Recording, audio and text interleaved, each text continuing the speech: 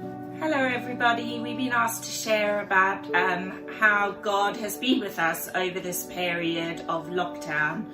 Unfortunately, we contracted the COVID-19 as I'm a key worker and I brought it home. So there was all that guilt of me bringing the virus home to our family. I contracted it the first week of lockdown, and unfortunately Lee and Ella, our youngest daughter, contracted it on the Friday, and by the next week Tuesday my eldest daughter Rachel showed signs of the virus.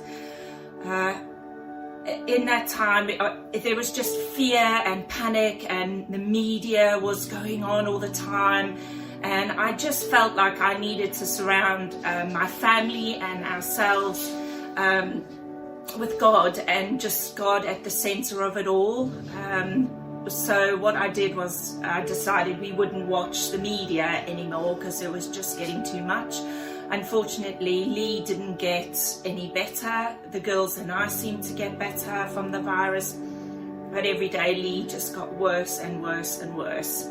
He had high temperatures, coughs, felt nauseous, faint, slept all the time, and just wasn't very responsive. So we just worshipped and prayed all the time. I had Alexa playing worship songs all the time. So You Make Me Brave was being played, and I just felt God in that time, and also using Simon's Prayercast. I watched that every morning. I just felt like that was a good start to my day. It just brought me peace, and it gave me the headspace to think about how I was going to organize my day so that the girls didn't feel a sense of of what was actually going on in our home. You feel very isolated, but at that time I didn't feel isolated from God. I just felt God's embrace around us the whole time. Lee didn't get better, so we rang 111, and they were just amazing. And it was amazing how the Kerith community was involved all the time. So people recognized our surnames in the NHS and phoned immediately, and we got medication for Lee. After 48 hours the medication didn't work. So I just had the support from, friends, family, phoning all the time, and Katrina texting and praying for us, and Heather sharing a prophecy over us. And at a time when you just feel so lonely, I just felt God's embrace around us. So 48 hours after Lee taking the medication, there was no improvement. So we phoned NHS 111 again, and we were referred then to the COVID emergency team, who did a video conference call with us. And my main thing then was I just didn't want Lee to go into hospital. So that was my prayer. People all over the world were praying for us, and I just prayed that Lee wouldn't go into hospital. I just couldn't let him go, really. Dr. Stone was amazing. He rang every 2 days to ask how Lee was getting on. We had people phoning all the time. Ben Davis, Tony Pudner,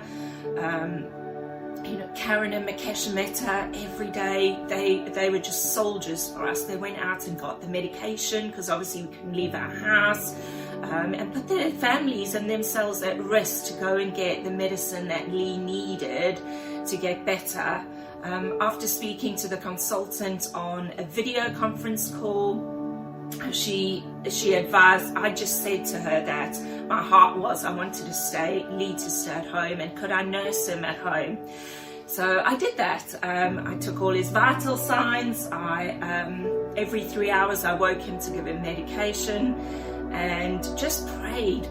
There were 3 nights, I think, where I really felt like I should phone the hospital to come and get Lee, but I just felt at peace with God in those 3 days. Just knowing His love was there, and his answer to prayer. Lee got the medication.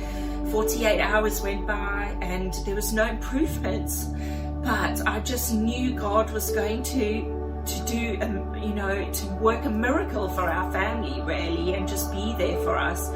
And Easter Sunday came and Lee started to get better.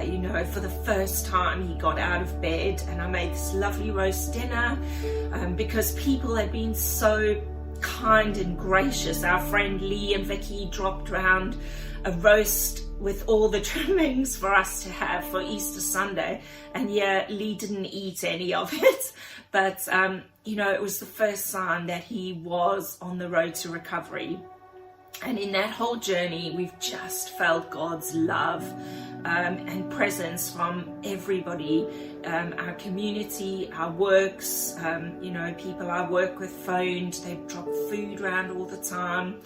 And I just felt the presence of God. And we live on the bypass to Frimley Park Hospital, so the whole time you could hear ambulances coming and going into the neighborhood, going past, and I just felt like every time there was an ambulance going past, or I could hear the siren,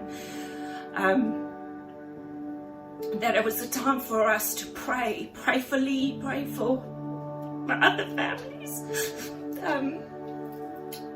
just pray for God to heal them and just be with them. And we totally feel like God did that. There were times when Lee was so fearful because of everything that we had heard and read, but in that time, God's peace, you make me brave, you call me out into the waters, and God just showed up for us and our family. And how did you feel in that time, Lee? Well, I was out of it, a lot of it, but I guess I just really want to thank everyone for prayers, and in Kerith Community Church and across the world. We have family phoning from Zimbabwe praying for us, and just really in all of it, I just really thank you and actually thank God for just the incredible thing, and more than anything, the peace that He brought. Fear is a terrible thing, but God cuts right through any fear, and we as a family have felt that, and no matter what you guys are going through right now, whether it is a family member or friend having COVID, or alternatively worried about finances, the one true word is that God can actually bring a real peace, a peace that transcends all understanding, and in that we can actually start sorting through the issues that we've got, because God is there bringing a foundation that we can lay the rest of our lives